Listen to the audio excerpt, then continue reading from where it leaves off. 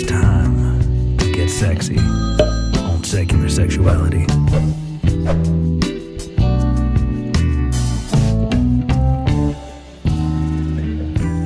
Hello, Daddy. Hello, Mom. Welcome to Secular Sexuality, the ACA show that is a motherfucking cherry bomb. Back tonight is your wild not a girl, Vi Bianca. And hello. Joining us tonight, Black Widow and Femme fatale, Miss O'Kissed. As a veteran in the burlesque and fetish fashion scenes, Miss O'Kissed is also an ace activist and volunteer. And we are taking your calls on all things secular asexuality today. So hit us up at 512-991-9242 or call the show from anywhere in the world for free at tiny.cc/callsex because the show is starting right now. All right. Well, I'd like to start by trying to define asexuality in general, and then, of course, learn a little bit more about your experience. Can you give us a primer, if you would? Sure. I mean, asexuality is defined as someone who does not experience sexual attraction to anybody or any gender, and does not wish to act in a sexual way upon the people with which they are attracted to in maybe other ways. Super clean cut, right? Yeah, right. Yeah, I'm sure there are a lot of folks that are kind of like reaching for some paper, trying to take notes, trying to maybe diagram all of that. But in general, I'd love to hear just kind of what it's been like for you and what that's meant. Wow. I mean, because I'm kind of old, it's been a wild ride. Growing up, people didn't really talk about it much because I'm like 40 now. So growing up was yeah, pretty much, yeah. So a lot of the time, I would kind of expect this thing to appear. It's like, I'm just a late bloomer. And in my head, sometimes I'm like, but maybe I am a late bloomer. I'm like, no, I'm not. So it was kind of, it was a little weird at first. And then it was a little bit like being colorblind, where you don't necessarily realize that what you're feeling is different to what other people were feeling. So I'm like, well, I find that person attractive in a way that I kind of want to go and, I don't know, play video games and hang out with them. So I guess that's the same. And I managed to write that one till almost 30. So yeah, it was challenging for a while, because you get into relationships with people and things would be going great. And then it was like a distinct pattern where things went from great to not great in a very similar way. And then, I don't know when I first came across the term asexual, but I did. And eventually I thought about it. And the more I thought about it, eventually I was like, no, that makes sense, and that's me. So then, just figuring out how to, navigate things from there, because it's not always that easy, because there's a lot of expectations that people will still have that you then have to kind of work with and work around. Also, my partner is not asexual, so that introduced a lot of challenges, I suppose, and creative problem solving in a relationship.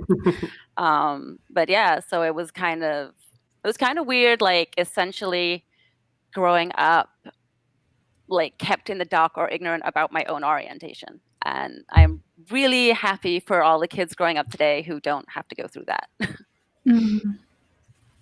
Yeah, because asexuality is still very much not talked about, even in the queer community. I feel like there are certain identities that don't get a lot of airtime, for lack of a better term, and asexuality is definitely one of them. Yeah. Which is a shame. Yeah, for sure. I mean, even in prepping this episode, I couldn't believe how few media examples there were to draw from. Because I love to be able to say, you may recognize this concept as introduced by such and such in this film or that film, but basically, unless you've seen Bojack Horseman or a lot of Tumblr fan fiction, I don't really know what examples to give people. I mean, there are a few that sex education in season 2 introduced one ace character Oh, that's very right. quickly. But yeah, there's not a whole lot. Yeah, well, I guess we'll just hold on to Todd Chavez, the forever symbol. Right? Who doesn't? That's amazing. Charming. So in having this conversation, we don't need to give a like full-on, vocabulary lesson, but I'd like to make sure we kind of have some words straight, just so we're having this discussion. We've already thrown out like asexual and ace, arrow. What else comes to mind? What else do we need to know? Okay, well, obviously asexual is, person with zero sexual and like interest, like sexual attraction for other people.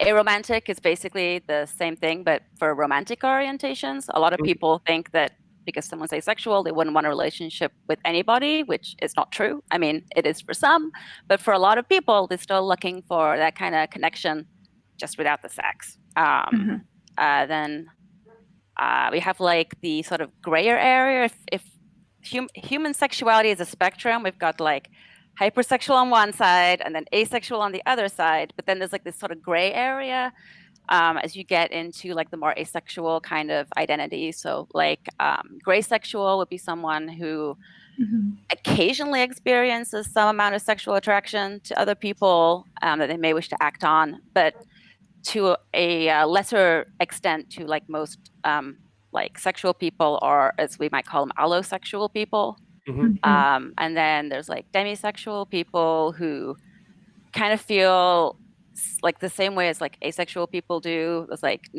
nothing sexual there for them. But sometimes that will like kick in almost like a light switch with people who they've got a strong emotional connection to, and they're already like in a sort of bonded relationship with, and then sometimes like all of a sudden like there it is. So we end up calling those like it's like aspec identities, which is identities on the asexual end of the spectrum, because there's a lot in common, there's a lot different, but a lot of people, even if they're still sexual people, on some level will feel somewhat disenfranchised by regular sexual, like sort of, I guess, people, and identify more towards the asexual end.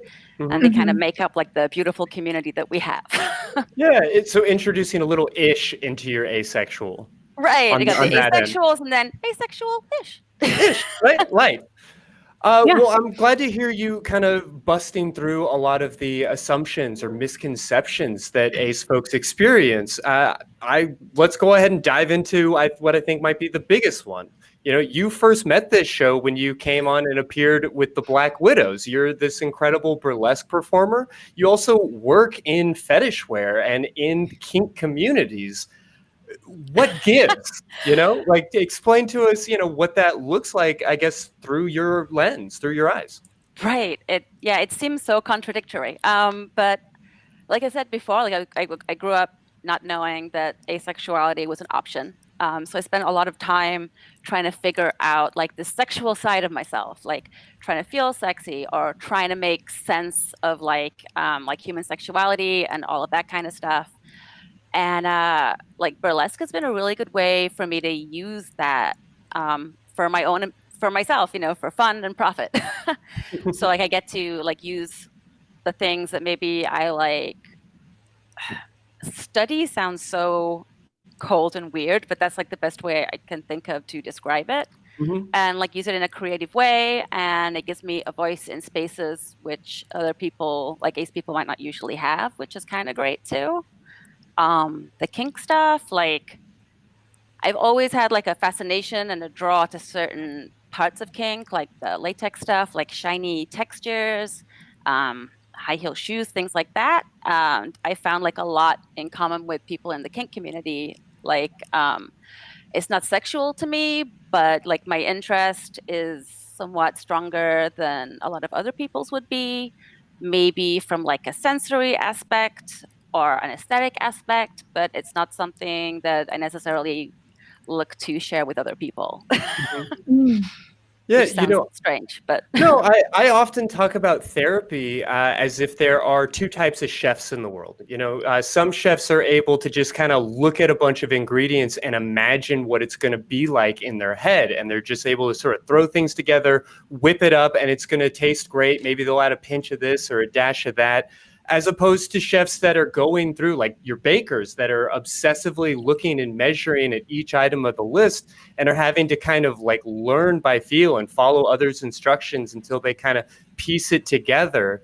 And as a therapist, I feel like I'm the latter. I'm one of those people who had to kind of study and learn how to understand people rather than just intuitively doing it.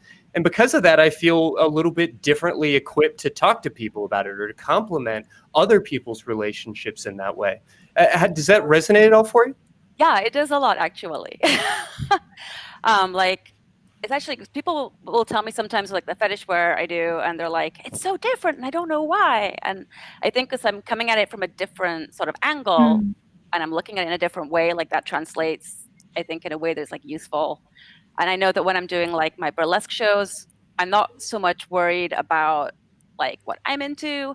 So it's definitely more kind of like outward focused, which I think is maybe, useful. Like my stuff isn't really getting in the way of like giving people the experience that they want, kind of thing. Like it's sort of separate. And I think that like separation can be kind of helpful or like at least refreshing. What are some of the other assumptions that people might make about you, or just ways that you don't really necessarily feel seen or understood? Like a lot of times, like people don't think I'm asexual at all and are super confused and weirded out by that because of like my public persona. But when people find out, like sometimes people think that means like just means like super uptight or prudish. Some people who are asexual, are very like put off by sex. Like we use the term sex repulsed in the community, but I like on a political way, I'm very sex positive. I like talking about it and joking with people about it. Like I find it fascinating. I'm good not doing it. And I think people kind of assume it's very like all or nothing, or sometimes like people get weirded out if someone does not do or is not into like a thing that they are, and will sometimes exclude people. Like I don't drink, for example. So a lot of times some people will feel kind of judged or self-conscious if I'm around and they're drinking. So if they're going to go get drunk, they're not going to invite me. And sometimes like people can kind of be exclusionary. It's not quite the word, but that kind of thing sometimes too. Yeah, I hear that. Well, I mean, to that end, does it ever feel like the world just isn't built for you? That advertisers aren't necessarily concerned about you? I mean, how does that show up? Well, yeah. I mean, not being drawn to buy things is kind of great. But fair, yeah. But yeah, no, like it's definitely like I'm aware there's a lot of things that kind of go over my head or I'm completely missing. Like I can be watching the same thing as, the people next to me, but interpreting it in a very different way, which is true of a few things. And that can be like a little alienating sometimes. Like, that there's just like this little thing, and it's not like the world, but it's, pervasive enough that like you just don't get. So sometimes you got this kind of like feeling of being on the sidelines kind of thing. It's weird. Yeah. Yeah, no, I hear that. Vi, did you have any other questions before we jump into the phones? Well, yeah, I kind of just wanted to jump off that last comment about, being on the sidelines. I can imagine it's even harder because as a queer person, as a non-binary person, I also feel on the sidelines. But there are certain areas where I can go within the queer community to be like, okay, I'm not on the main stage, but like, here's my little ring on the side that I hang out in. But in situations like yours with asexuality, even in the queer community, you still find yourself sometimes on that fringe, on the outskirts a little bit. I'm just that must be an interesting and kind of difficult place to come from. Yeah, it is. Like I know a lot of people talk about how they don't feel like they fit in with like the heterosexual world, but then like the LGBTQ plus world don't necessarily want you either. So it's like this weird no man's land. I've been really lucky in Austin because I found a lot of the places and people here have been like very accepting of like the ace community. But I appreciate that I'm kind of sheltered compared to a lot of people that I talk to out there. Like one of the things I'll do is if someone lists like the whole alphabet, like, you know, LGBTQIA plus or whatever, I'm like, all right, you got the A there. I'm probably good. But if someone like stops at like say like T, I'm like, and I always missing a whole lot of other letters. Yeah. I always tell people if they're worried, like reach out and ask. Yeah. Like, hey. But yeah, like a lot of times it's kind of everyone's just like, can you just not have sex quietly? Oh gosh. Love you. Oh my gosh, that's so in the States at least, like there is so much pressure to not have sex until it's okay to have sex, and then if you don't in that moment, then you're still doing it wrong. Right. There's no but way only a here. particular type of sex and only with the right person, the right singular person is blessed by God. Right. And then if you don't do that, how dare you? Right. People get really offended by that. Like, that's fascinating. Well, it's like everyone assumes like, oh, well, you know, like religious right or whatever really like it when people don't have sex. And I'm like, no, they really like it when people don't have sex with the wrong people. It's not about sex, it's about control. So once in a relationship, you're expected to do certain things. Your womanly duties. Yeah. Or even husbandly duties. Like it goes across like the genders. And I've known a lot of people who are from very like conservative backgrounds who are asexual and have a really hard time with acceptance and pressure when it's time to do the sex, and all of a sudden they're like, nope, they're like, it's time to do the sex. Yes. Oh my goodness. And then there's this whole other element as well, which is, and I know we have to get to calls soon, but I'm just fascinated by this. The idea that there is so much about the queer community that is centered around sexuality. And, you know, for better or worse, I think a lot of it is a pushback to a more puritanical, purity culture type, response that they got. But at the same time, the idea of being able to code queer without also coding in some kind of very specifically sexual way is very interesting. So I'd imagine that combining the whole burlesque thing with the asexuality thing, you're presenting queer, right? Like there's an element of queerness there, but you just you are not embodying the sexual aspect. And I imagine that's confusing for a lot of people who kind of tie the two together. Yeah, I think it is. Like, I mean, it makes sense. Like, I think because we're always, raised like sex is inevitable. Like eventually you will feel it and it'll happen and it'll be, it's about holding back the dam. And I think like sex and like physical visual expressions for like different like queer groups has always been like a very dangerous and transgressive thing. Like just holding hands, like even something as simple as that. So I think like being able to celebrate like a sexuality that people could get, murdered for, like, is a huge transgressive act. And I think it's like an important part of the culture. And it's, I mean, for asexual people, it makes it a little difficult to find a place, but at the same time, like, it makes sense to me. Oh, certainly. Huh. That's fascinating. I could talk about this all night. But we do have a couple calls. Just the ways that it plays with gender are really fascinating to me. This idea, I mean, I hear a lot of straight women say something, kind of passive aggressive about how like, oh, it'd be great to be a lesbian if only I was attracted to women, speaking pretty much only about their sexual attraction. Right. And there's this idea that like, oh, I love my friend if only I was sexually attracted to my friend. And this idea, the way that plays with our preconceptions about what romance is and what romance requires and all of those pieces, I think is really beautiful and fascinating, but also something our culture is not well equipped to deal with. Yeah, like a lot of the stuff gets sort of rolled in, like, in like in asexual communities, when we talk about things as like romantic attraction, you get sexual attraction. People might talk about like aesthetic attraction, or all kinds of different things. But society kind of bundles it all together. It's like romance and sex and all of that goes in like this one neat bundle. And I think like even if you're not asexual, like I think untangling that bundle and like seeing all these different parts of the way you could be drawn to another person or express like your interest with another person is, I think, like really interesting and valuable. And I think like it's definitely worth exploring the different ways that we can be intimate or attracted or committed to somebody if we take sex out of it and look at like the whole picture. Like it's, yeah. Well, and I'd like to think that we're all doing that. But some are, but some people are like, without sex, how do you have love? Yeah, no, exactly. I guess I'd more mean that it's a good lesson to all of us. I think it's a good idea to be keeping in mind.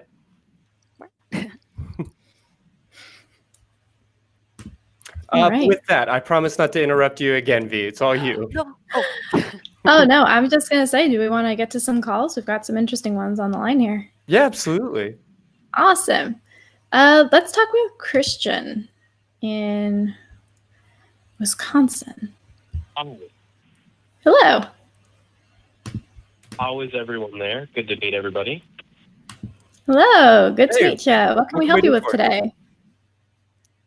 Yeah, I was going to ask a relatively basic question, but after listening to the opening, it was pretty much already answered. So would you mind if I called a small audible? Sure, go for it. All right, so we were talking about helping amplify visibility, and I wanted to ask this question. I wrote it down so I didn't forget it because my first time calling into an ACA show, but how does someone who is a new content creator on media like YouTube, like myself, help amplify visibility while also not falling into the trap of tokenism and kind of cheapening the experience? That is a good question. That is a very good question. I know I have my thoughts, but I do want to open it up to our guests and to our main host as well. I mean, I think if you're like unsure about what kind of things to include, like the ACE community is really open to talking to people.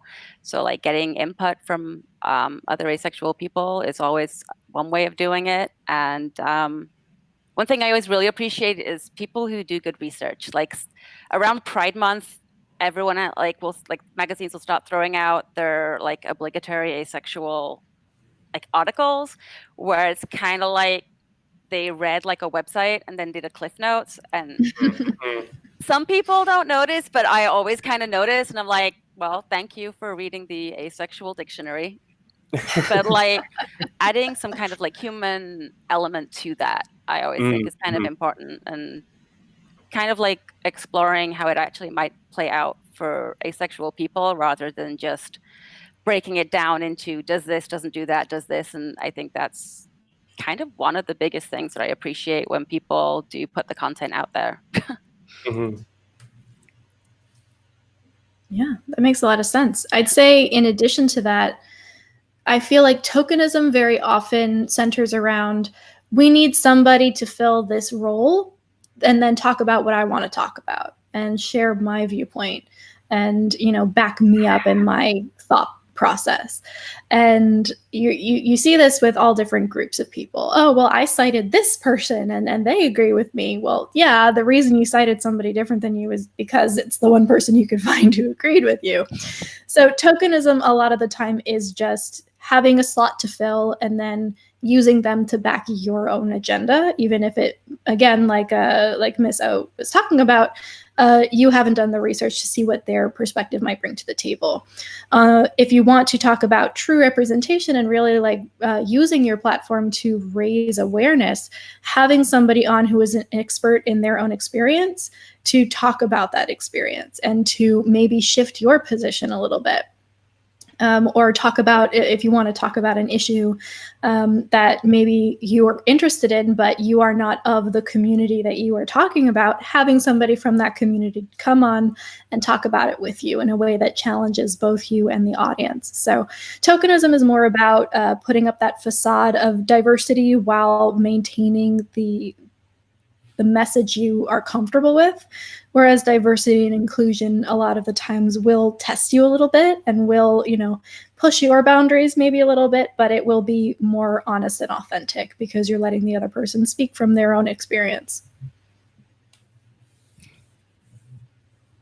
Okay, yeah. I know a couple of days ago, Vi had sent me some material on these issues, and I've been reading it pretty closely to try to get a better understanding. But I guess, do you think there's a danger as far as citing sources and finding good information?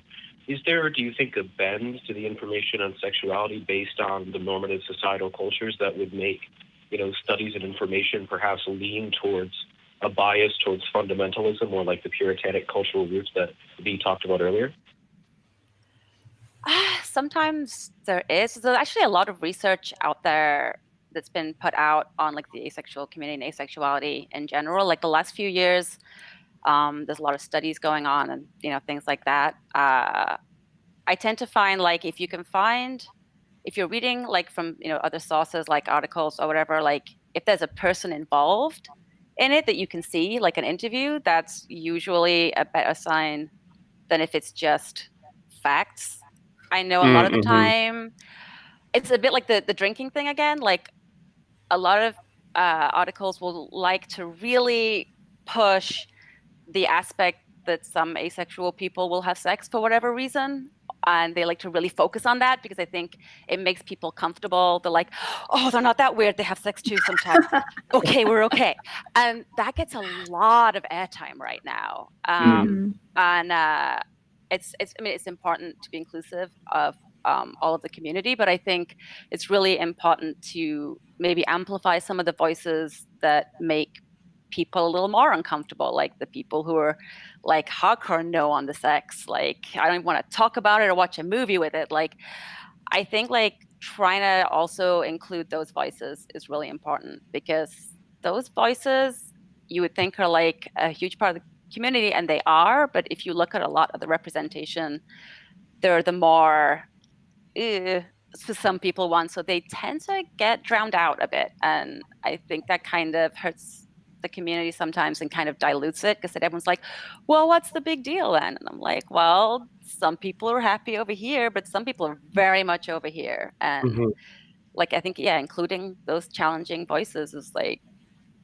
hard for people to do, but because it doesn't always shift magazines, but it's probably the most important thing to do.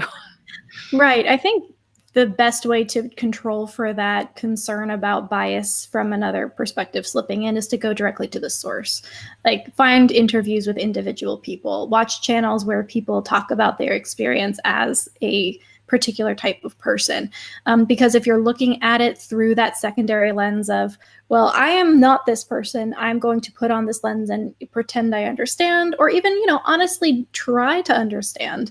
But there's still that middle lens that you just don't need if you go straight to the person who you're interested in or who has the experience that you're interested in talking about. Well, and applying a variety of voices, right? Because there are some ace folks that are interested in sex. There are some that are not. There are some ace folks that have sexual trauma, but there is some of everybody that has sexual trauma. And so making sure to acknowledge that, that's part of the community because it's part of every community, but not putting that as like the focal point, as it so often is. Okay. Awesome. Thank you for taking my call. It's been a real pleasure, and I want to let other calls in, but thank you so much. Thank you so much, Christian. Thanks for Appreciate you calling in. Yeah, have a good one. Bye. That's fun. I remember Christian. Do we want to talk about confusing asexuality with demisexuality with Astrid in Colorado? Yeah, let's do it. All right. Astrid, you're on the air with Christy V and Miss O. By the way, Miss O, I actually don't drink either, and I get a lot of flack for it too. So know you have somebody out there who's also asexual and doesn't drink. We're the funnest, right? So what can we help you with today, Astrid? Well, I wanted to talk about how I believe that some people can be very well-intentioned, but I believe they confuse asexuality with demisexuality because, unfortunately, as an asexual, I honestly have a unnerving fear of people developing crushes on me because I'm asexual / sex repulsed. And to be honest, fantasexual as well, but we won't get into that because basically I only feel sexual attraction for fictional characters. But I've had a lot of people try and convince me. They're like, well, if you just got to know me, that'd be cool. And we could hook up and maybe you'd like it. And I'm like, no, We'll go slow. Yeah. Yeah, that's frustrating. I'm sorry you have to deal with that. I kind of, at least with my friends, jokingly refer to the magic penis and that theory. It's like, oh. Mm-hmm. Oh yeah, I've gotten that theory too. The right guy. Reasons, yeah. Yep. Guys think sex fixes everything. Oh yeah. And the sad thing is I've gotten it not only from hetero people, but I also had a pan friend who was literally like, yeah, but you're asexual. And I'm like, I'm sorry. It doesn't matter what gender you are, sexuality. I'm sorry. It's not happening. Yeah, I think some of the confusion comes there's asexual as the standalone identity, you and I. But some people have taken to use it as a shorthand for the entire A-spectrum community, which means sometimes they assume that you're saying you're asexual, but you could be meaning one of the other grayer identities. And I've heard a lot of people who are, asexual who've had that problem. A lot of times, when things are written up, like I said, when people are talking about the more easy to sell, the demisexual seems a little more relatable. So I think sometimes gets put forward to a place where people think asexual and demisexuality are the exact same thing. And I've even found people coming to the forums and stuff that I help volunteer on, or some of the emails that I answer, and they're like, I think I'm demisexual, and then they'll basically describe being asexual because this is where they first got into it. And I'm like, well, you could just be asexual and you're not going to know if you're demisexual unless it happens. But people do seem to get a lot of confusion between the two. I've seen more recently where demisexuality is getting a spotlight on its own right. The demi flag, I think, has been used more. And I'm really excited to see that community kind of blossom and become, seen as its own thing and be understood as its own thing too. But yeah, it's definitely a worry. When someone's like, you're ace, that's fine. I'm cool with you being asexual. But then there's that fear, right? Where it's are they, or are we going to get a year or two into this? And then they'll be like, so how about now? And you're like, still not happening. Well, yeah. And I it's a fear a lot of people have. Well, do either of y'all have tips for how to, I guess, I don't want to say protect yourself, but yeah, maybe I do from that type of relationship. How do you communicate that in a way and look out for red flags or just danger down the road? It's hard to do because you don't want to be too pushy, but I recommend people being really pushy. If people are asking, they're like, I'm cool with me, you being asexual, and you're like, you understand what that means, right? It's not a maybe, it's not a down the road, it's a nuh-uh.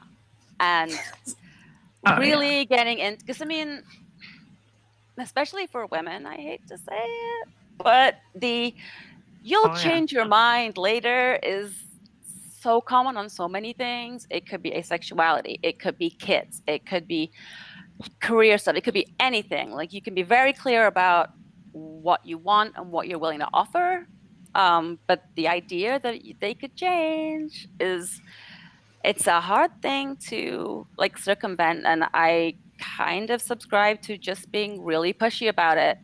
I know there's like people want to be a little softer because you don't want to come across as being like overly aggressive sometimes. But I think like the more this means this, no, no, no, no, even if the other person is becoming visibly uncomfortable, I think it's kind of important to not pull back and get wishy-washy sometimes, even if it's really difficult for both parties. And it's still not going to be a guarantee, but at least they understand what you're saying. And kind of like you with your amazing burlesque, which I'm going to have to check out now. But I actually live in Colorado, so I can't come to a show, plus COVID. But what really kind of throws me also is I also do cosplay, and I love cosplaying as characters. And of course, some of them are gay and some of them are straight. And so I get like, my newest one, I do a gender bent Eddie Kasprak. And of course, I had my best friend doing Richie. And you know how like they're romantically involved. I love that movie. But somebody's like, wait, I thought you were Ace. Why are you cosplaying somebody who's gay? And I'm like, because it's fantasy. I cosplay people who are aliens, and I'm still from Earth. It's good point. But not according to these people. Or whatever you're dressing up as at the time. I wish that were the case for me. I wish people would take me at that. Like, oh, you look like a dude today. Cool, you're a dude. That must be how that works. Yeah, it's only when it serves the patriarchy. Right. Yeah. It's like, oh, you can adjust how you see someone based on how they're presenting? Shocker. Yeah, amazing, right? That sounds frustrating, but it's really cool that you do cosplay. I've seen some like I lived in Columbus, Ohio, and was there during one of their biggest like cosplay festivals, and it was awesome. It was so much fun. Oh yeah, I just and I love everyone I meet through cosplay. And as I said, I'm also fantasexual, and basically the only sexuality I have is in role play. That's it, and it's other characters. It's never me. So, but yeah, I love Comic-Cons, and I miss them so much because I made so many good friends, and it's a good way to connect because it opens the door. If you're wearing a costume of a certain thing and somebody loves that thing, it gives them the courage to come up to you and be like, oh my God, I love that movie, and you're dressed as that person, and let's talk about it. And I love that because I really wish people were more open with what they like, because I actually, I went to the grocery store the other day, and this person was like, that's a really cool It shirt. And I'm like, yeah, I know. It's really cool, right? Like, did you see the second movie? And they're like, oh, yeah. Yeah, it was really cool. And like, it's almost like they're afraid of like talking about it. And I'm just like, I just wish more people could be bold about it and not be afraid. I'm not going to judge them. Well, that's a really good takeaway, I think, from this conversation is be open, be bold about what you like and what you don't like. And just that might solve a lot of the problem, right? If you're willing to say, hey, this is something I'm excited about, and also, hey, this is something I'm really not excited about, then, let's just have that kind of open communication between people. Yeah. Oh yeah, I never will lead someone on, and I just always let them know. I don't care if it feels weird. It's kind of like me. I'm also child free, so like I'm like, if you're looking for sex or children, don't come here. Also same. Yeah. Yes. Oh my gosh. Well, thank you so much for calling in, Astrid. I really appreciate it. I'm glad that you guys got to bond, and definitely let Miss O know what you think about the burlesque when you check it out. Yeah, and I'd love to see your cosplay too. I will. Oh, thank you. Well, if I can find you on Instagram, I'll share my cosplay pictures with you if you want. Yes, there should be a link at the end of the show, I think, right? So yeah. Oh yeah. Awesome. No, we've got that in the show notes, but we'll definitely make sure to show it on the screen and make sure everybody knows how to find you. You've got some great content out there. All right. Thanks so much, Astrid. All right. Thank you, Miss O. Thank you, all my wonderful pals. Have a great day. Take care. Thanks so much for calling again. The conversation about like being straightforward and be like, this is not going to happen. This is never going to happen. I know you think you understand what this means, but it's not going to happen. Mm-hmm. I resonated so deeply with that as a bi person. Because the one thing that everyone jumps to right away is, so threesome. And I was just like, no, never. That is not a thing I'm interested in. We will never have a threesome. I am very monogamous, which is very funny because now I'm not. But at the time, and that was just a non-negotiable. And people will be like, cool, totally get that, totally respect that. 6 months in. So what about this person? I noticed you liked each other. But did you see her? Yeah. Right, exactly. Yeah, well, in the poly community, we call it a cowboy or a cowgirl. You know, somebody who is like, yeah, no, I know you're poly, but I'm monogamous, and that's fine. But then tries to like rope somebody off from the herd, because there is this sense where people are like, yeah, I accept you for who you are today. I'm just really excited about who I think you'll probably be in 6 months. So I think it's a little bit of a kindness, honestly, to be so assertive, to be so direct and say that, no, I need to protect both of us from this really bad idea that things are going to change someday. Now, that's not to say, of course, that people's sexuality doesn't change, that people can't change their minds, but you're not going to do it because your partner asked you to really, really nicely, or because you love them very, very much. That's not how change works. Mm-hmm. Like we get a lot of people who are sexual partners of asexual people, sometimes like join like the communities to talk. And one of the things like I always tell people is if you'd be happy if the person ends up being demisexual and a sexual relationship happens, and that is awesome. It is possible, but like you've got to go in expecting it to not happen. It's like if it happens, yay! But only go into those relationships if you are 100% comfortable with the idea that won't change. Like if you go in with the there's the hope, like it's not really fair on either one of you, to be honest.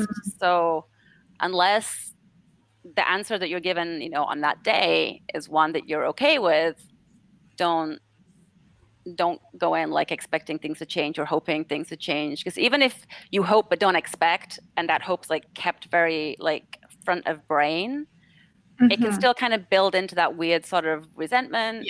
And it sort of gets like a revisionist history of where like they kind of led you down a path, but they didn't really. It was just like I guess like a fantasy that was being held on to when maybe the way you interpreted things out of kind of an eagerness or a desperation to. Right.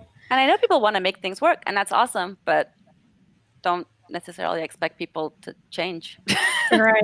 I had an ex who waited an entire year to tell me that he was poly because allegedly it made the conversation easier now that I was invested. And I was like, you waited a year. Yeah, seriously. What is this nonsense? Like, I get it being a difficult thing to bring up,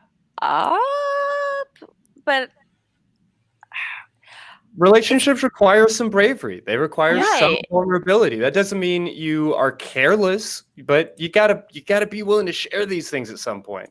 It's one of the things that we get talked about with in the asexual community a lot is what point do you tell someone you're asexual? Because maybe they are not interested in dating you and they just want to play video games. So being like, hey, before we play Mortal Kombat, I'm asexual can be weird. But at the same time, you don't want to like feel like you're trapping someone by you're like, okay, you're really invested, and then you bring it out. So it's like that the timing thing is kind of difficult because I think some people have a fear. Yeah, it just goes to show that as a larger culture, we do such a bad job of being willing and able to talk about sex. I mean, that's really, in short, why this show exists, because so rarely are people even willing to say, like, hey, when I invited you over to play video games, I'm not like putting pressure on you now or anything, but that was to initiate a path where maybe at some point we'd have sex. Everybody would freak out about that person, and I get it. But I wish that we we're just making a little bit more space for these conversations so that people could be more verbal and we could make this dance a little bit easier. Yes. Isn't it fascinating that, like, I feel like the reason that we can't have these open conversations and we are so worried about when do we say these things, when do we broach the subject, when do we have these difficult conversations, is because it's been made a difficult conversation by a culture that none of us are a part of.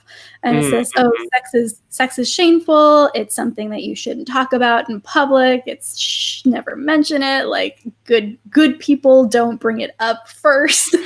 So it's this whole concept of you're supposed to know and not have to say, that directly conflicts with what we want and see a need for, which is open communication at all stages of a relationship. Mm-hmm. I think some of it's like that whole fear of defining the relationship. It's like people will keep like going on pressure. And kind of like trying to tease out what's actually happening.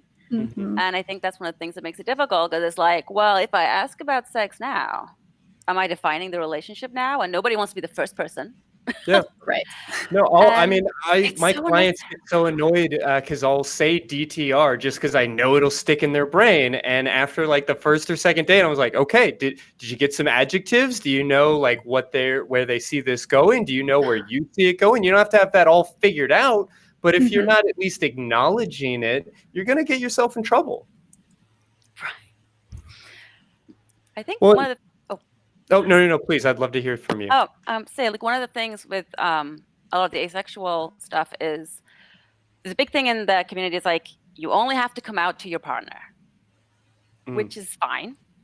But if people were able to be more comfortably out, you wouldn't have to have this moment. Like if you're like, oh yeah, I'm asexual, blah, blah, blah. You'd still have to get the, no, I mean like never conversation out the way. Or I'm like, maybe on like Sundays, like, or whatever. But the version of it, yeah. At least people would be going in having some idea. So like, you don't have that, do I spring it on at Mortal Kombat night or meeting the parents night?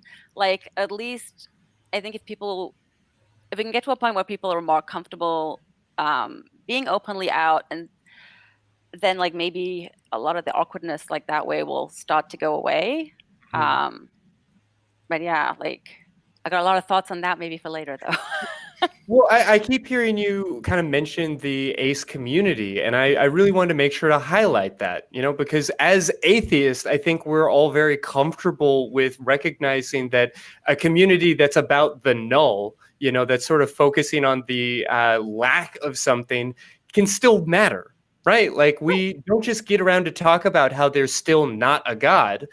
There's a lot of power and a lot of important feelings and just wisdom shared in this community. So I'm really curious what you value about working with the asexual community. Yeah, I think like a lot of it, like with the atheism stuff and everything else, is even if there's still no God tomorrow, the way God is treated in society will still affect us politically and personally today. Absolutely.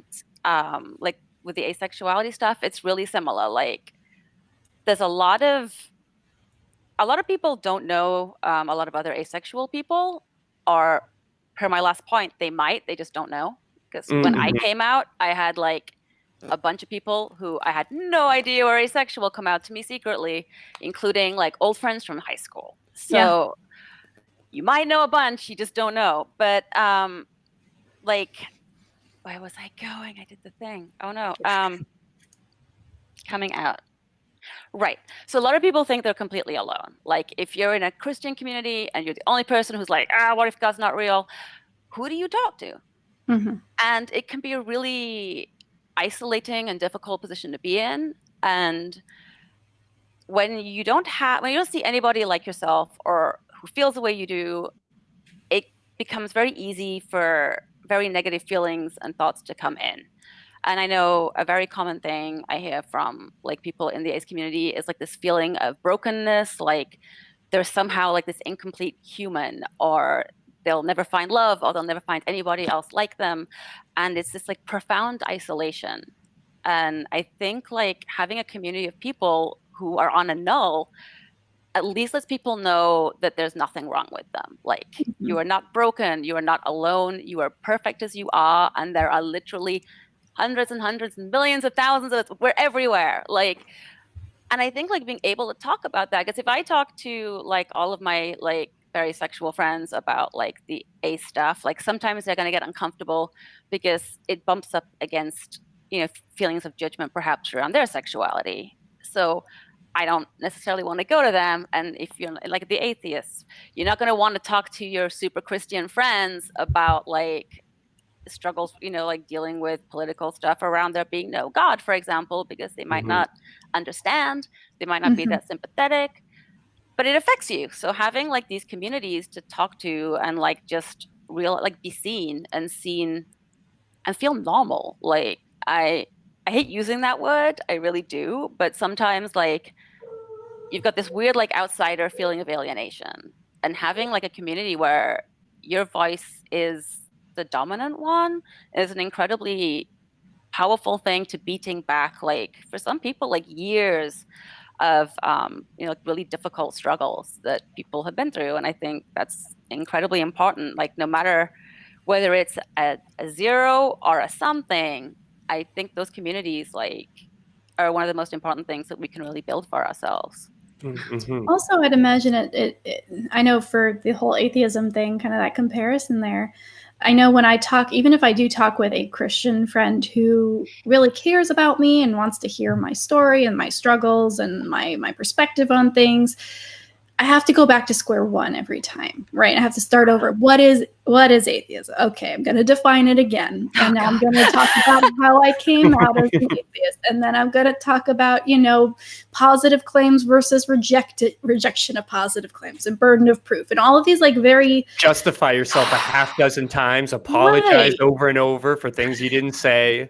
Right. And it's this laborious process of kind of coming out every time, all over again from square one. So being part of a larger community of people who share that experience and understand what you mean when you say certain things, just by itself is nice to be able to get beyond that preliminary explanation into more advanced and in-depth topics. Yeah, it's kind of like having to go like, it's like the 101 class every time. And just being able to dive in with, here's a complex thing and let's talk about it without any backstory. It's like going straight to Avengers Endgame without having to go through all the other movies. That spoke deep to my soul. I really resonate with that. What we keep talking about community, what kind of community or just resources exist? I mean, if you don't know who's ace, how are you finding people? Yeah, right? That's a great question. A lot of the stuff I found so far has been online. Like I found I know a lot of asexual people here in Austin, and again, it comes down to like the queer groups accepting ace people, and because we have those spaces, I get to meet a lot of people that maybe other people wouldn't get to meet, you know, as like an asexual person. But like we have Avon is one of the biggest ones. It's probably the oldest, I think, like the longest standing like asexual online community.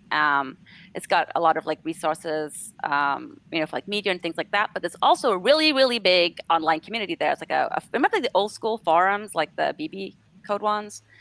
It's kind of like that, and it's still going, and there's like tens of thousands of people on it, and like it's got like little subsections where people can talk about asexuality, they can talk about their relationships. And there's also like forums there for like partners or allies, even family members. And then there's a bunch of things where people just make memes and talk shit, and it's great. And, the basis of any modern day community, sharing memes and talking shit. Currency of emotion. But there's also like a lot of meetup groups too. Like you can find those through the Avon stuff, or if you're like, I guess like meetup.com, you can like look it up. There's like different like meetup groups, obviously not right now because COVID. Sure. But like, I think I've got a link as well for like the Avon stuff, but like the community there is like a really good place to start. I know there's a lot of very active like ace community members on things like Tumblr or Facebook. Like if you put into whatever search your social networking thing has like asexual, you'll find it. There's even one on Fat Life. Like there's a surprising amount out there. Like I know that like last year, not happened this year because COVID, there was like a big international asexual meetup that was in I think it was in the Netherlands, Astrid. But yeah, like people from all over the world like flew in and had like picnics and hung out for like a week in another country. So Wow. there, and I think Pride London last year had an asexual night where they had like an entire space dedicated to the ace community, like hang out and mingle. So stuff is there if you can find it. It's kind of, you got to kind of dig sometimes. Mm-hmm. I can maybe like link to some people worth following, like some of the other activists and stuff who will talk about more about like in-person things that they're doing. And I think campus groups too, if you're like in school, like a lot of college campuses have like groups. Sometimes you can connect like the LGBTQ plus communities, sometimes included in those. Like there's a lot of different ways to network. It just takes a little bit of digging sometimes. Yeah, and we'll definitely make sure to link to Aven and any other groups you want to recommend to us in the show notes to this episode. So I'd encourage people to dive a little deeper and check those out, even if this isn't you. If you yourself are just wanting to be a good ally, wanting to sort of experience pieces of that community with, you know, respect and kindness for the people who exist there and who rely on those spaces. Like actually, And- like Sorry. Sorry, I just say- wanted I'd to say, even if you don't think that it's you, but you're curious Mhm. for some reason, it might be because it actually is you, and you just don't know it yet. I know that used to be me. Yeah, exactly. And that's really my next question. I have no doubt that in this broad audience, there is somebody for the first time going, "Oh shit, okay." And I'm super curious. What would you say to that person right now? Where would you direct them? Or what? First of all, it's going to be okay. We're super glad you found us. What next? That is usually the first thing. A lot of it is, it's very confusing. Like one, like we talked about some of the other definitions. It's like, well, do I fall here, here, or here? And depending on how far you've got in life with like relationships and everything else, there can be a lot to unpack. Like you're trying to prove a negative, not a positive. It's not like I suddenly like girls in a way I hadn't noticed before. It's like there's no suddenly anything. It's just a continuation of the no. So that makes it difficult. But also there's a lot of societal expectations. Like for wanting of a better term, like masking, which is used in like neurodiverse communities, like where you kind of adopt certain behaviors, like from like the sort of general mainstream culture, sometimes subconsciously. So sometimes like people might think, well, I really like ... And then you have to kind of like re-examine that. Like, did you like that? Or was it an expectation that was put on to make you try it and try and put yourself into a mold that you weren't going to fit? And that's been one of the things a lot of people have a really hard time with. Like, if you don't know that not wanting sex is an option, a lot of people will get into relationships and you just keep sort of doing it. Like people will have like a lot of sexual history sometimes before they figure out that they're asexual, and trying to dig through that. It's like, well, that was fun, but was it for me, or was I trying to make my partner happy, or was it because I felt like this was an obligatory part of a relationship? And sometimes that's a lot to unpack and a lot to like dig through and go through, and it takes like a whole lot of navel gazing. But I recommend like going to places like Aven, reading, first of all, like the basics. Like there's a lot of stuff about like the different orientations and how that might feel, how that might play out. And then just talking to the community at large. Like whatever your story is at least like 100 people who've got that same story. And they might have different takes on it, and listening to their experience might help make sense of your own.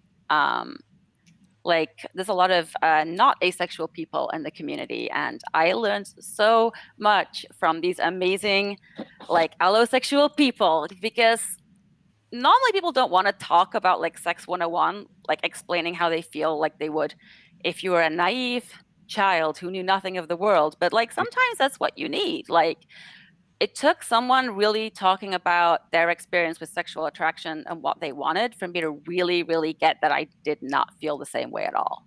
Because otherwise, it's like the whole define the relationship. You're just assuming we're all on the same page. And it's not until someone really talks about it in like an almost ridiculously basic level that I was like, no. So I find people you can talk to and explore that, and maybe it'll ring true, maybe it won't, but it's always worth, listening and asking, right?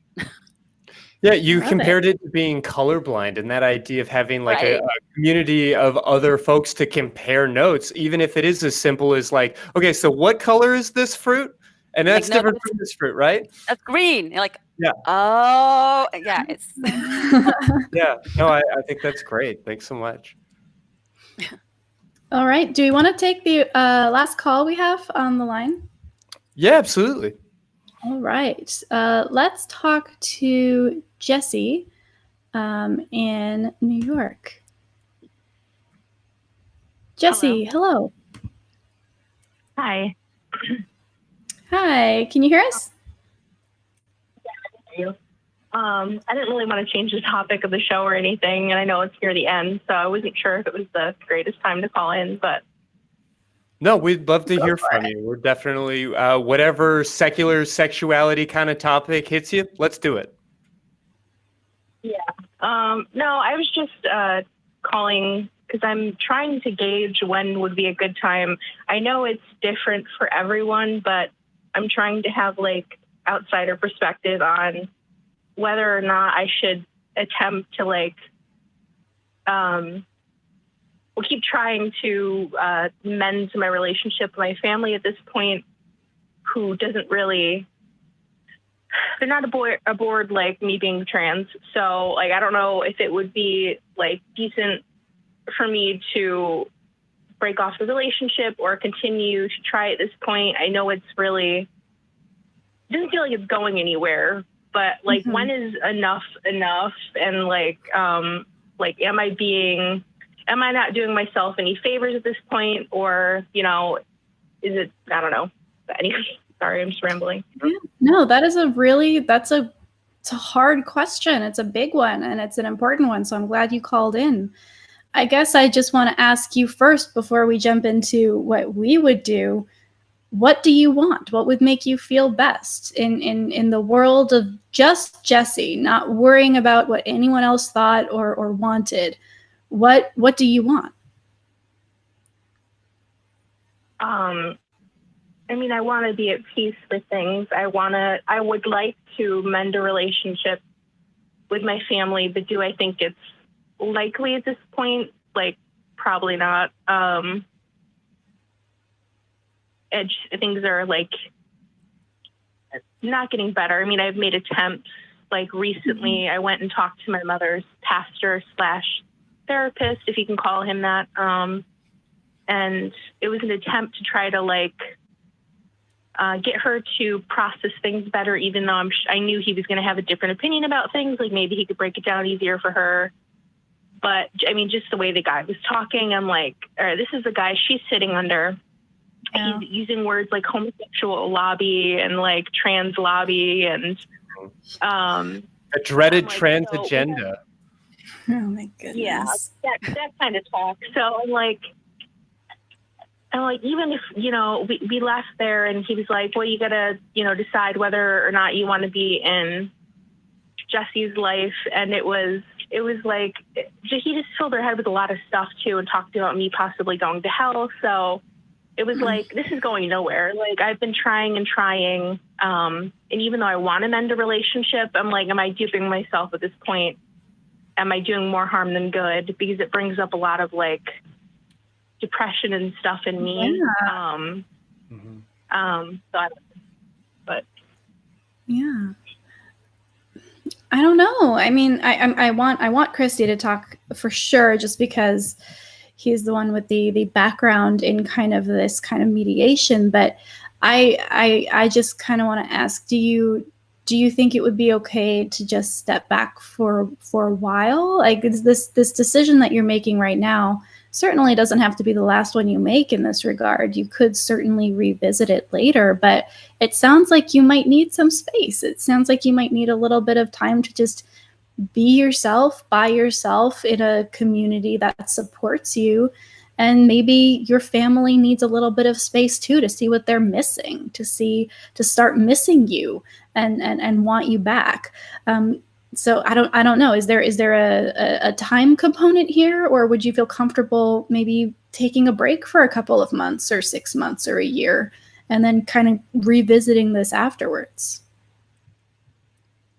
I mean, I guess I could take a break. I mean, it's complicated in my situation right now because it's also a very unhealthy situation. So I guess it's kind of like why I awkwardly just called in, because I'm trying to like rationalize myself. It's also kind of unhealthy in the sense as though if I pull away, I feel as though I'm going to be stalked, like with my family. It's already happened. Like during the time I started T, I had my family arrive to the clinic afterwards and harass people. I had people circling my house the morning of me leaving. So it's like, I'm trying to be a peacemaker. And at the same time, I'm also, I don't know, I'm not really afraid for my life, but it's also like, I don't feel like I can get away. So, and they live so close to me. It's just such a complex situation. I probably shouldn't have called and just put all that like out there, because I'm sure you don't know what to do either, but yeah. Well, just having people to talk to about it and give you a listening ear, if nothing else. I'm glad that we're here for you. You certainly should have called, and I'm glad that you did. Christy, Miss O, anything to add? Anything for Jesse here? Yeah, well, I'm certainly glad that you called. And in fact, I want to let you know that at the end of the month, on the 30th, my colleague Maddie Hollis is going to come in talking about exactly this. So many people in the atheist community, so many people in the queer community experience that loss of their family of origin. This is definitely a part of what we're here to do. So I'm so appreciate you sharing your story with us. But I want to point out something that you are at the same time trying to answer the question of, should I or shouldn't I have my family in my life? But you're telling us at the same time that it's not really a question, because a question has to give you the opportunity to say no. And the truth is, I don't hear you feeling like you have the right to say no. And so that means that it's not a question here. And so I would really want to encourage you first and foremost to focus on your safety, whether that means, getting the hell out of Dodge so that you don't have that looming threat hanging over your head. Or, unfortunately, if that means playing nice to whatever extent you feel is appropriate, it's certainly not what I would wish for you. But I want to first and foremost make sure that you're staying safe, whatever that seems to look like. Mm-hmm. Yeah, I mean, I think I'm safe. I don't think I would be like harmed, but yeah, I know it's such a complicated question, but yeah, I'm just not sure how to like what to do about it, because I guess I don't really feel like I have an option, and I'm sure maybe this isn't the best time to talk about it, but like, yeah, there's not much I really can do, because I mean, I want to work things out, and that doesn't work. And then if I try to get away, I can't. So it's kind of a lose-lose situation for now. And yeah, I don't know. I feel bad now. I feel like this is going to nowhere, but. Do you have an online community that you can talk with and feel supported by? I know a lot of the time, in situations where physically we can't be where we want or need to be, online is a safe haven. Do you have a community there? No, and I probably should, but I can always look into it. It'd probably be for the best. Yeah, if you wanted to check out, we have a Secular Sexuality Discord, where people who have experienced very similar things and people who watch this show get together and talk with each other, both in text format and voice calls. And it can be a really, really great place to be together and have that kind of support. So we have the link to the invite to the Discord on the lower third. I'm not sure if you're watching your screen right now, but certainly go back and check that out. That could be a good first stop. And then hopefully people there can send you links to additional sites, additional communities that you can be a part of and utilize. Yeah, and certainly there are some great trans resources, the Trevor Project kind of chief among them, but I would also encourage you to look at recoveringfromreligion.org. They certainly will have a lot of great resources and be able to hopefully point you towards something in your area that can give you a little bit of extra support. That being said, it's yeah, well, I'm glad to hear it, but I just want to point out, in case there aren't enough people in your life saying this is a shitty situation. The fact that it hurts means that it's shitty situation. It's not because of who you are. It's not because you're not strong enough. It's not because you aren't brave enough or any of that kind of crap. It hurts because this is something that no human person should be asked to do. This is not a situation that you should have ever been put in. And so I know that me saying that doesn't make it go away, but I want to make sure to denormalize this. You know, when we're talking about families, we're talking about the, model that we use for the world. We view the rest of the world through the way were brought up, through the people that we knew growing up. And I just want to let you know that this kind of behavior is not okay.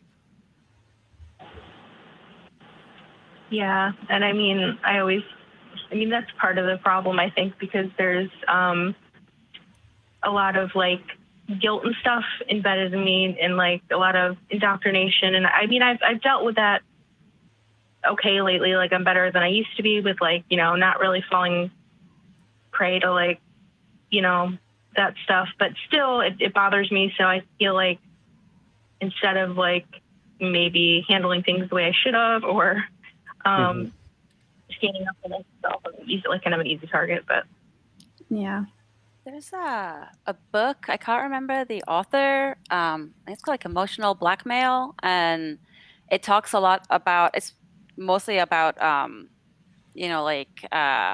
stuff a lot of the time, and religion's kind of an extra layer on top there, but it talks a lot about the way people will use guilt that make us feel like we're the bad guy in a situation that we are not the person like perpetrating these choices in. Like, you are, the person that you are, and that is a wonderful thing. Like, you don't have anything to feel guilty about, and it can be a really hard thing to like break out of that cycle of feeling guilt, because sometimes like these situations kind of like bank it. It's like, I did the nice thing, and then they feed more guilt, and the more guilt they have, the more it keeps you on the hook. And trying to get kind of off that treadmill can be really difficult. I've had some relationships in my life like that, and it was a book that I used, and it helped me a lot. I actually ended up with a really positive relationship with that person in the end. But yeah, like trying to, like, the guilt will eat away at you, and it's not yours to deal with. Like, it's not, you didn't do anything to earn it. You didn't do anything for it to land on you, and trying to like get past those feelings can be really hard. And that's one thing that helped me for what it may or may not be worth. Yeah, and I think you're talking about Emotional Blackmail by Susan Forward. Yes. When I'll have a link to that in the show notes as well. Well, thank you. Thanks for your time. I didn't mean for you guys to offer anything. No, again, we're very, very happy that you called. This is why we have this show. We have this show so that people like you can call in, so that you can call in. If you feel comfortable in future weeks updating us, letting us know how you're doing, if something changes, if you have another question, especially as you hopefully dive into the Discord a little bit and reach out to Recovering from Religion or the Trevor Project, reading the books that we'll link in this description. We're happy to continue this conversation with you. Yeah, absolutely. And especially on July 30th, when, again, Maddie Hollis will be here to discuss family of origin and a lot of those kinds of pains. So I appreciate you listening. I hope that helps. Yeah, it does. Thank you. I'll give it a listen and look at some of the links you sent. So thanks. Absolutely. Thanks so much, Jesse. Take care. Stay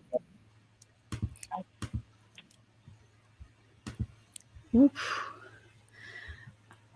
It was very sweet of him to worry about like the production of the show. I don't want to throw you off. No, this is why we're here. We're here for you. So I'm very, very glad he called in. Yeah, well, it just, I don't want to be too basic about it, but it just goes to circle again and again. What is the purpose of community? Why does it matter that we're having this show and having these conversations? It's because we need to support one another and point towards those resources, whether it's finding the right book or just knowing that the situation you're experiencing is normal or not normal or whatever else. We're a social species. So I just so appreciate the ACA and being part of this community as we, work to do all that. Yeah. So switching gears a little bit, we already talked a bit about, Bojack Horseman and Todd Chavez and how that's one of like the few characters that actually gives a asexual journey. So many people aren't getting that information from movies or TV or wherever else.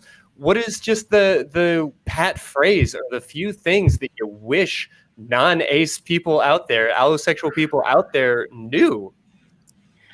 Wow. I think like a lot of it would be that asexual people or aromantic people or both have really interesting and rich stories to tell. Like there is one ace character on TV that you wouldn't know about, which would be Jughead Jones, because the writers of Riverdale decided that it's too boring because where would the drama be? And I'm like, oh no, I are don't you know. serious? Like, I think it was that some set of writers had said that, and I think that was one of the reasons that they decided to erase his identity was that. And I'm like, there's so much like that they could follow that is very unique to the ace community. Like we talked about before, like when do you tell somebody?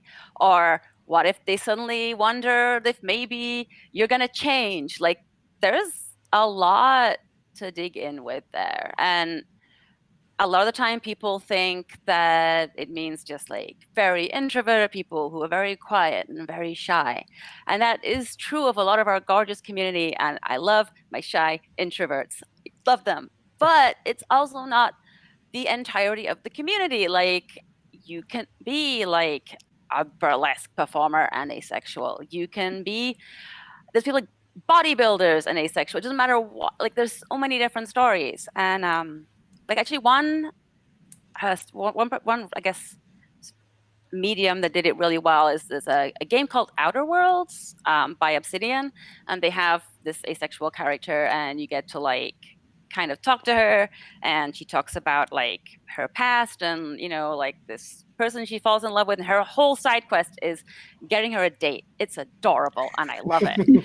But she's also like the fan favorite character. Like loads of people love her. Everybody, like there's so many people who like connect with her who are not asexual. Like just because sex isn't part of someone's like, I guess, worldview of what they want does not make them somehow unrelatable. Like they are literally the same as everybody else, except for this one little thing is slightly different.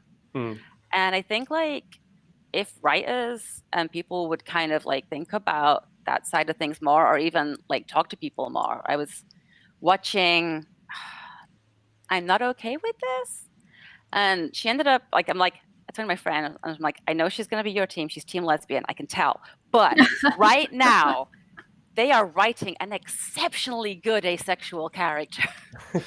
Like people write great ace characters all the time. They just don't realize they're doing it because it's not on purpose. And then eventually, it's gone. Which is why there's so many headcanons a lot of the time. Like there's a lot of complexity there. And I think it's worth exploring. And I think we've done, boy meets girl, fall in love, blah. Like we've seen all that. But what about There's nothing more boring. meets, Like I fall love in my love, and then sister. they were like, totally incompatible in this one way. How do we deal with that? Like people are dealing with that in all kinds of ways. And I think, yeah, like it's a complex issue and there's some complex stories worth telling there. Yeah, well said. How can society at large become more inclusive and aware of ace and aro folks? I mean, I already kind of poked fun about the way we market. I mean, I was going to say like makeup and clothes, and then I was just like, nah, everything. The way we market everything has a sexual component. Yeah, seriously.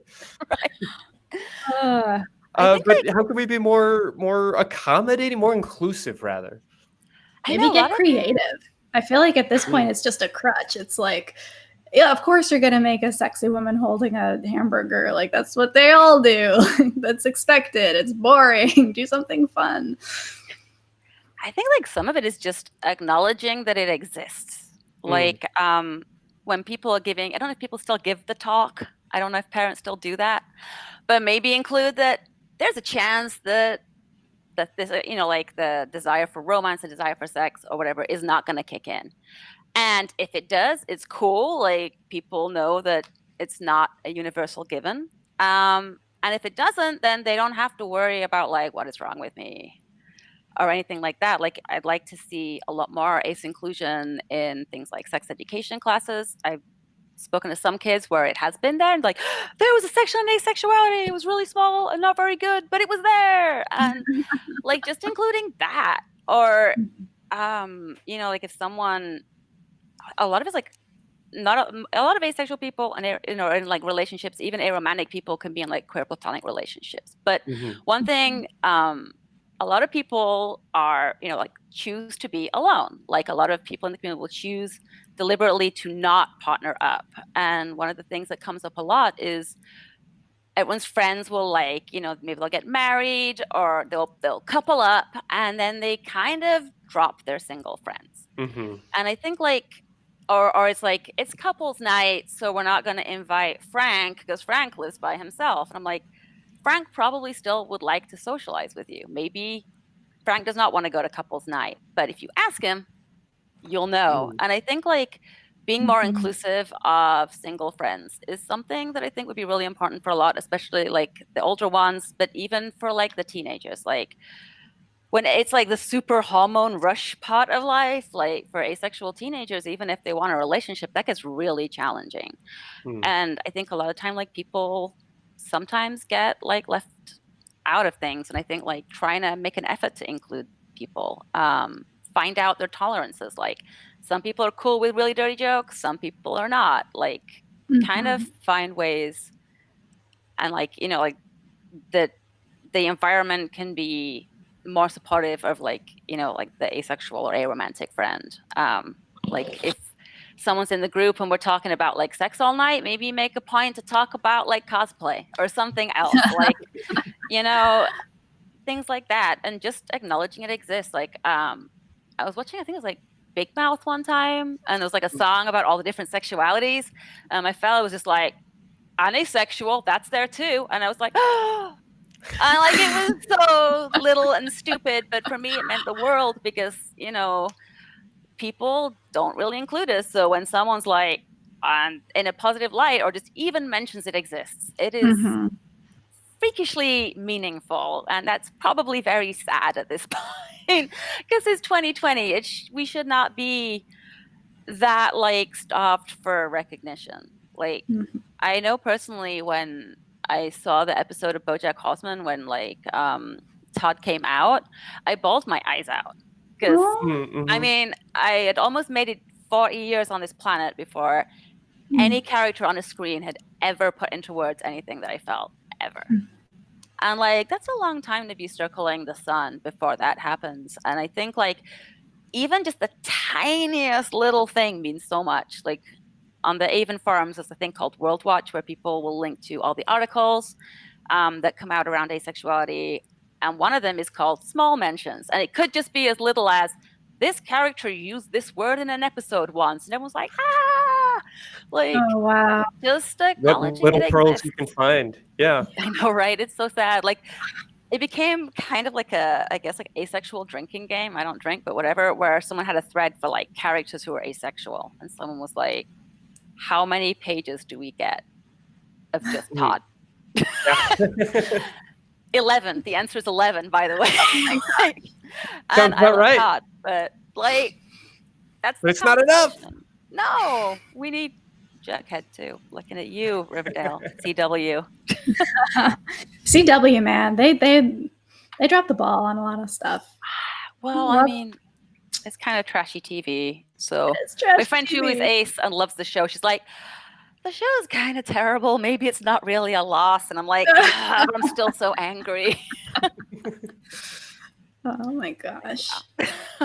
Well, I heard you talk about a couple of great tips, just inviting your ace friends, being cognizant of what we're going to maybe extend and call couple privilege here, and some things like that. But for folks watching tonight who just want to be better allies, do you have any kind of final words?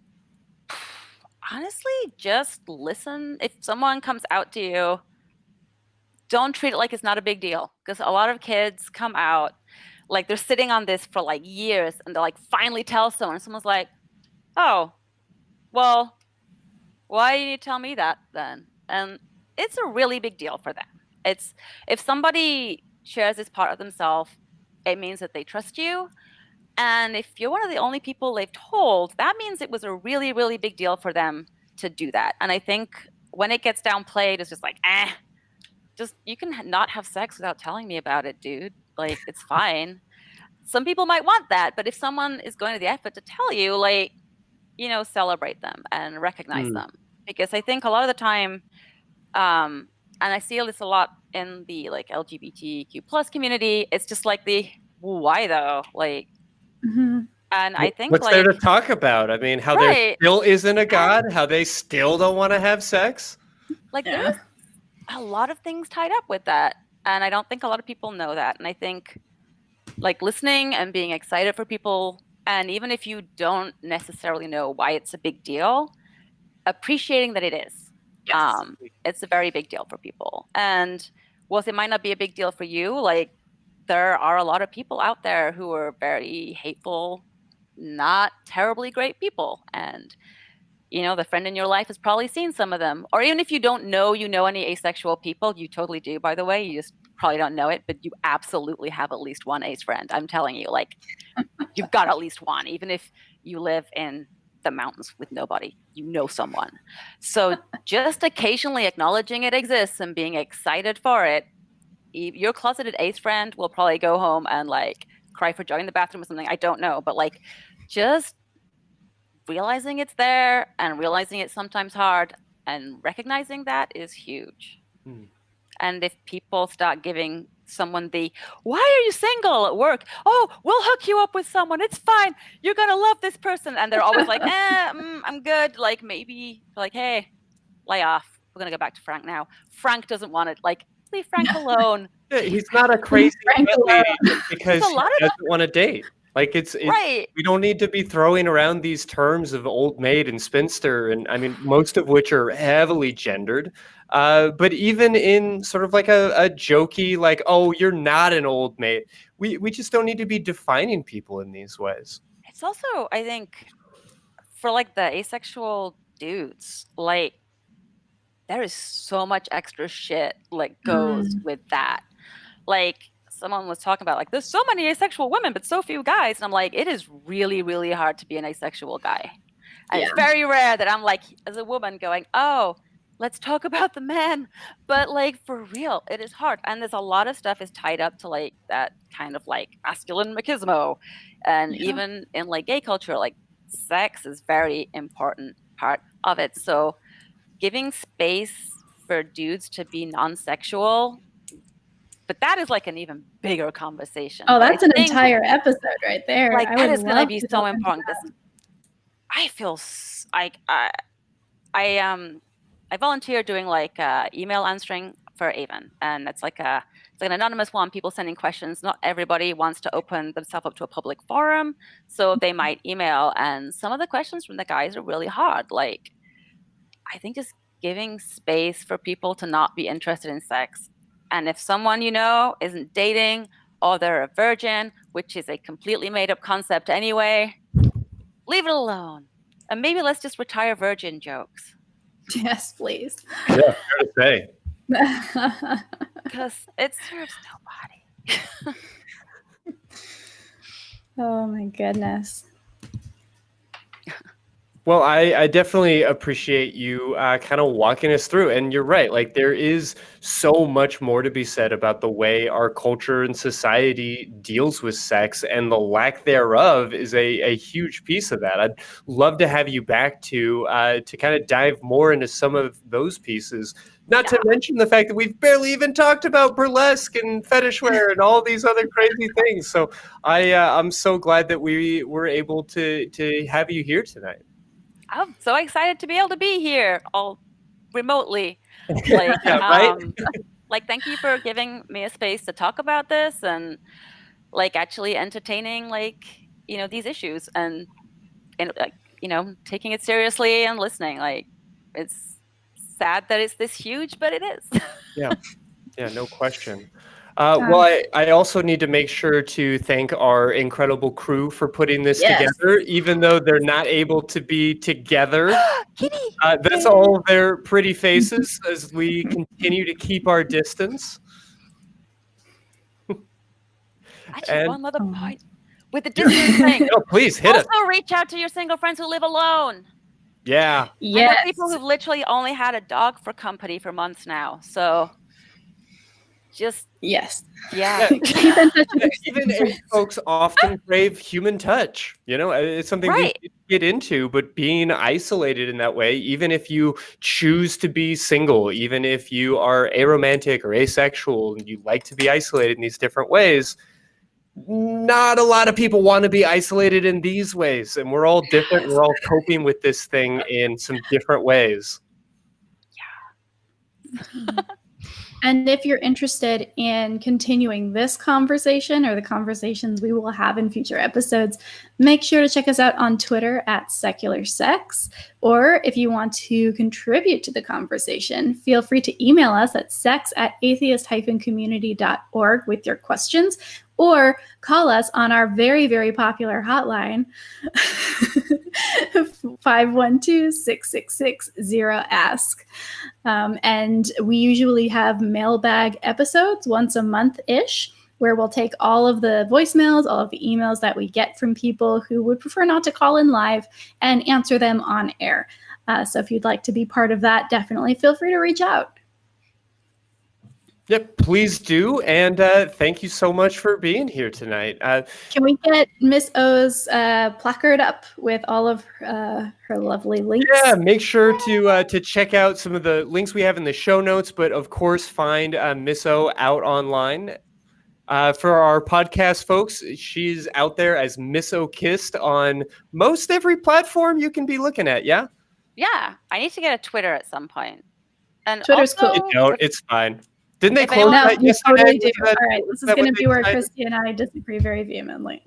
but if anyone like finds me on social media, wherever, like, you know, feel free to message me if you have a question or something, you know, like you want to ask about. Like, I love answering questions, and I'm at home with my cats and not doing a lot right now.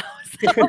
Well, and to that end, if you are watching us live on Thursday night, we are actually going to jump into the Discord server here in just a bit. Vi mentioned it earlier, but I want to make sure folks know about tiny.cc/ACA Discord, where we'll be in a moment, but where there is a thriving ACA community nearly 24 hours a day. Oh, I didn't know it was always on. That's amazing. Yeah. All the time. The beauty of a global community. Yes. So we are going to jump and do that. I hope that many of you are able to join us, but if not, this feels like a good opportunity for you to take a quiet moment to yourself. If you are somebody who is so inclined, we would like to encourage you to give yourself a big old orgasm, or better yet, give somebody else one.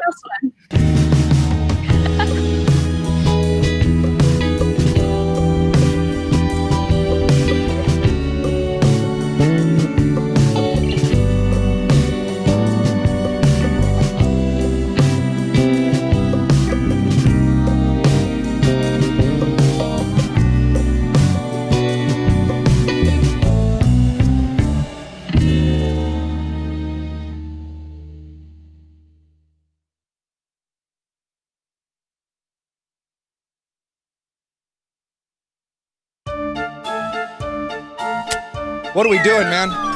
What are we doing? No.